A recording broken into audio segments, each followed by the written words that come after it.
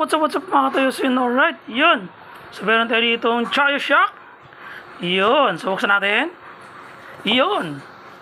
Siyempre, sticker, matik. So itong Chayo natin is 300mm. So pang NMAX. Ayan, so nag-lowered ako. So yung motor ko is NMAX version 1. So buksan natin. Yun, ito na siya. Alright, ito yung ating shock. Ayan. Ayan, so dito natin install. Yan, ito ko na po. Yan, so tatanggalin natin yan. Yan, alright, yan. Box natin yung box. Yan siya.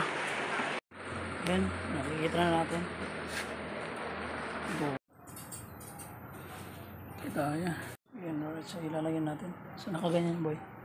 Sa kilid yung nakaharap. Yung Chayo. Ganyan? Oo. Yung pa ganyan? Oo. Ayan na.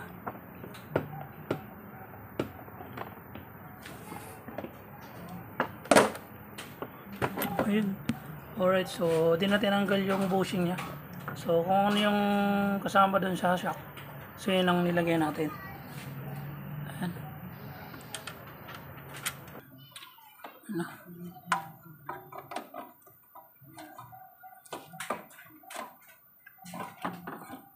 Ayan, alright, so isa na natin. Ayan, lagyan natin.